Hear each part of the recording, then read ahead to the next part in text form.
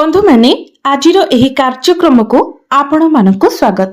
आजिर एही कार्यक्रमटी मेष राशि व्यक्ति विशेष मानक पई बहुत गुरुत्वपूर्ण अटे, बहुत ही खास अटे। कारण एही होली परे परे आपणकर जीवन रे एक बड़ परिवर्तन हेबाकु जाउछि। आजिर एही ज्योतिष कार्यक्रमटी मेष राशि पई एक अत्यंत स्वतंत्र कार्यक्रम अटे।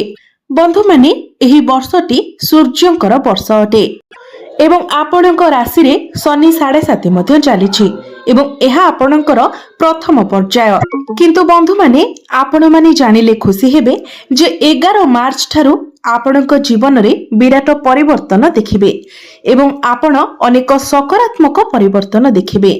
तबे बंधु माने एही 11 मार्च ठारू आपणक जीवन रे कोन सबु परिवर्तन हेबो, केउ घटना गुड़िक सबु घटिबो, आपणक जीवन रे लागि रहिथिबा दुख कष्ट समस्यार अंत हेबो कि नाही से विषय रे आजिर एही भिडियो रे मो आपणको विस्तार भाबरे बुझाइबे। बंधु माने आपण जानि रखिबा उचित जे ग्रह मानकर गोचर जदि आपणक पई अनुकूल होय तेबे एहा आपणकर भाग्य को बदलाई देई थाए। शनि धैर्य सिखाई थांती, राहु तुमको सत्यर सामना करबाको सिखाई थांती एवं बृहस्पति आपणक मध्यरे ज्ञान बढ़ाई थांती, सूर्य आपणको समाज रे प्रशंसित कराई थांती। तेबे आजिर एही भिडियो रे मो आपणको कहिबी जे 11 मार्च 2026 परे आपणक जीवन रे कोन सब घटिबाको जाउछि। तेबे एही सब घटना आपणक पई किंतु बहुत गुरुत्वपूर्ण रहिबो। तो बंधु माने भिडियोटी रे आगो को बढ़िबा पूर्वरु आपण माने भिडियोटी को लाइक करी चैनल को सब्सक्राइब करि दियंतु एवं कमेंट बॉक्स रे भक्ति एवं श्रद्धार सहित जय श्री जगन्नाथ जय मां लक्ष्मी निश्चय लिखंतु। तो बंधु माने आजिर एही कार्यक्रमटी आपणकर जन्म राशि तथा चंद्र राशि उपरे आधारित अटे एवं राशि चक्रर 12 गोटी राशि मध्यरु प्रथम राशि हेउछि मेष राशि एवं मेष राशि रो राष्ट्राधिपति हेउछंती मंगल। बंधु माने मने रखंतु समय बदलिले केवल परिस्थिति नहे बरं उद्देश्य मध्य बदली जाए। तेबे दीर्घ 12 वर्ष परे आपणक राशि रे एही संजोग घटिबाकु जाउछि।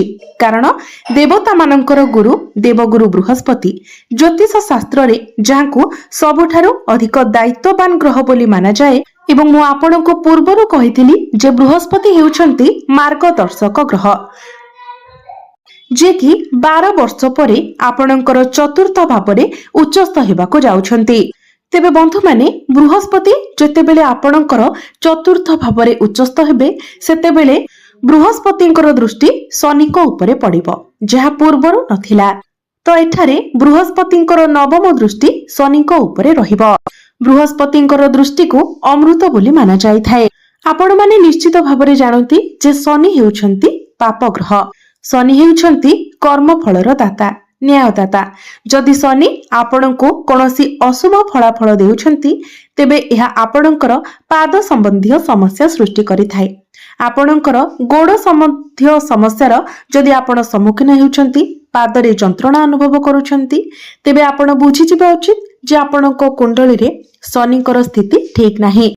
आपण परिश्रम करूथिबे किंतु आपणकर परिश्रमर श्रेय अन्य केही नेउथिबे। आपणकर मन को अनेक किछि आइडिया आसीबो किंतु ताहाको आपण कार्य रे परिणत करि परिबे नाही। आपणकर बाणी उपरे नियंत्रण रहिबो नाही। आपणकर परिवार रे वाद विवाद लागि रहिबो। आपण जाहाको निजर बोली भाबुतिले से आपणक सहित विश्वासघातकता करिबो। शनि 7.5 समय आपणको एई सब समस्यार सम्मुखीन हेबाको पड़िबो।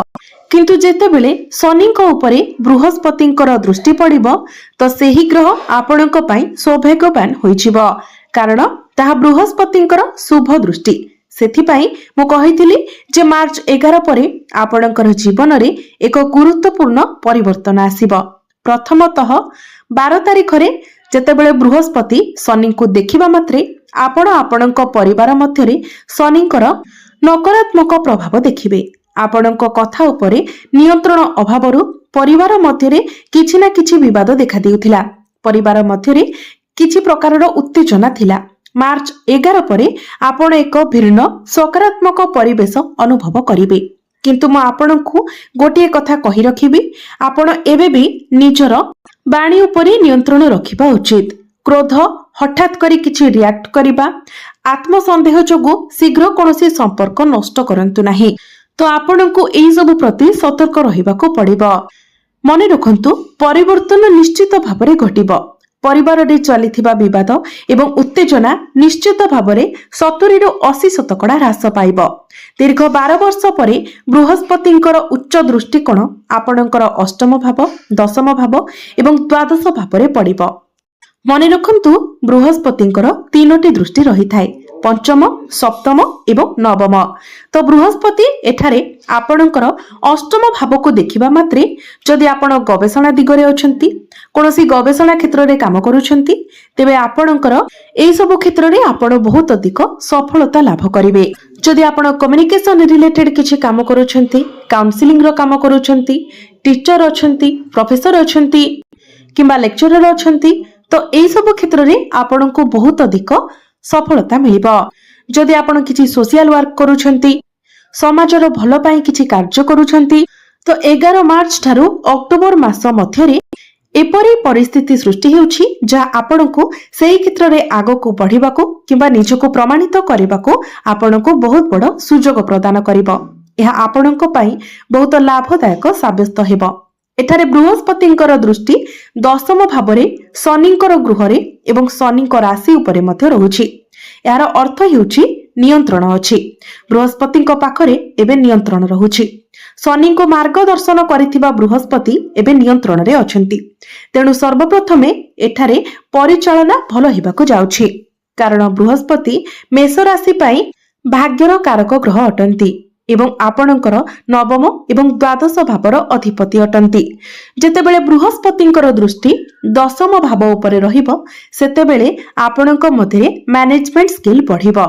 आपण एठारे बहुत दिन धरि स्थिर रहि पारु नथिले, आपणक मध्यरे एकाग्रता रहु नथिला, स्टेबिलिटी रहु नथिला, आपणकर क्यारियर रे स्टेबिलिटी आसु नथिला, आपण निजको स्थिर रखि पारु नथिले।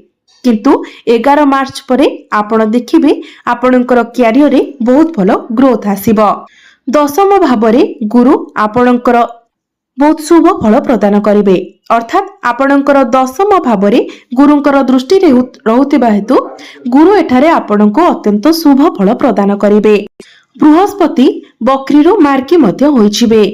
तो जदि आपण चलित वर्ष जून रु कोनोसी शुभ कार्य, कोनोसी प्रमुख कार्य करिबाकु योजना करुथिले, तो सेथिरे आपण सफल हेबे, कारण बृहस्पति जून मासरे उच्चावस्थारे रहिबे।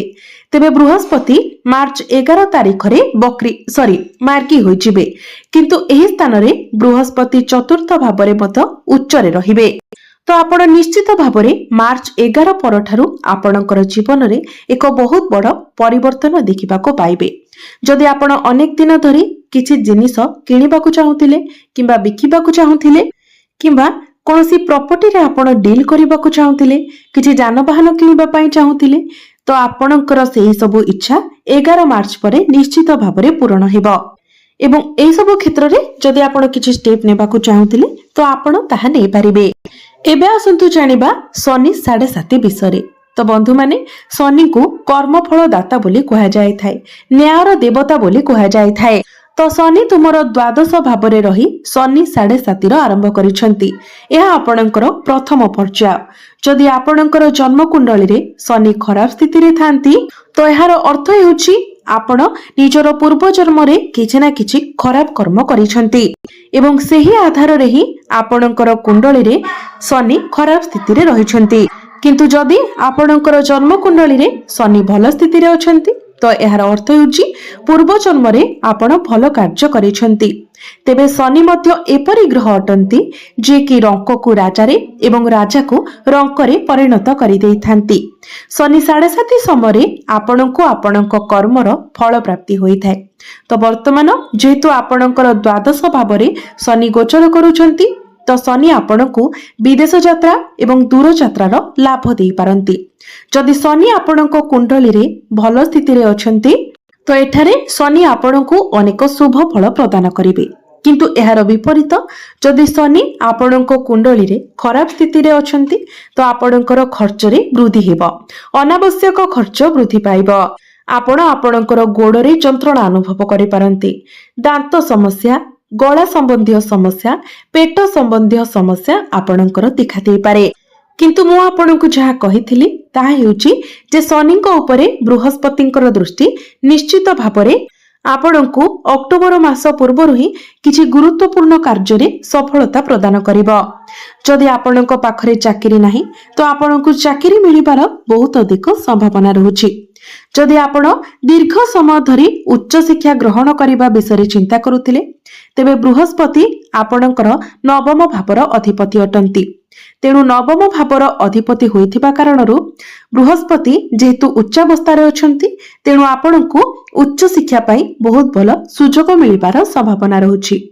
जदि आपण निज परिवार विषय किछि चिंता करूछंती किंबा आपण विवाहित अटंती तेबे यह आपणकु अधिक शुभ फल प्रदान करिवो।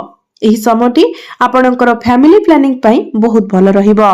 तेबे मु आपणकु गोटिए कथा कहि देउछि जे आपण केबे भी हठात करी काहा उपरे विश्वास करंतु नाही। हठात करी कोनोसी डिसिजन नियंतु नाही। एपरिके निज परिवारर कोनोसी व्यक्ति मानक उपरे मध्य हठात करी आपण विश्वास करंतु नाही, नचेत आपण समस्यार सम्मुखीन होई पारंती। द्वितीयतः मु आपणकु कहिबाकु चाहूछि जे आपण निजर बाणी उपरे नियंत्रण रखंतु। किछि कहिबा पूर्वरु बहुत भाबी चिंती आपण कहंतु, नचेत आपण परे पश्चाताप करिवे जे आपण काहेकि सब कहिले। बंधु माने 11 मार्च टारु बृहस्पति मार्गी हेबा परे जदि आपण वर्तमान चाकरी करि नाहंती, चाकरीर अन्वेषण रे अछंती किंबा चाकरी रे आपण स्थानांतर विषय चिंता करूछंती तो आपणकर चाकरी क्षेत्र रे निश्चित भाବରେ परिवर्तन होई पारे। दशम भावरे बृहस्पतिंकर दृष्टि रहुतिबा हेतु जून रो अक्टोबर मास मध्यरे आपणकर चाकरी रे स्थानांतर हेबार संभावना अधिक रहुछि। तेबे बंधु माने एही वर्षटी हेउची सूर्यंकर वर्ष एवं सूर्य हेउचंती आपणकर पंचम भावर अधिपति। तो जो माने विद्यार्थी अछंती सेमानंकु मु गोटिए कथा कहिबाकु चाहूछि जे जदि आपण गवर्नमेंट रिलेटेड किछि स्टेप नेबा पई चाहूछंती, गवर्नमेंट रिलेटेड किछि एग्जाम देबा पई चाहूछंती तो आपण निश्चित भाବରେ सेति पई प्रस्तुत होंतु। कारण आपणकर शिक्षा क्षेत्र रे आपणकु बहुत बड़ सफलता मिलिबाकु जाउछि। एही वर्षटी सूर्यंकर वर्ष अटे। सूर्य आपणकर पंचम भावर अधिपति। तो आपणक जीवन रे आपणकर शिक्षा क्षेत्र पई काहाटारो किछि समर्थन मध्य पाई पारंती। आपणकर शिक्षा पई 11 मार्च परठारो समय बहुत भल रहुछि। तो निश्चित भाବରେ आपणक जीवन रे एक बहुत बड़ परिवर्तन आसीबाकु जाउछि। अनेक क्षेत्र रे आपणको सफलता मिलिबाकु जाउछि। किंतु जेहेतु आपणकर शनि 7.5 चालुछि तो शनिंकर अशुभत्व को कम करिबा पई एवं शुभत्व को वृद्धि करिबा पई आपण प्रत्येक दिन हनुमान चालीसार पाठ करंतु। प्रत्येक दिन मंगलंकर बीज मंत्र 108 थर जप करंतु एवं प्रत्येक दिन आपण ओम नमः शिवाय मंत्र 108 थर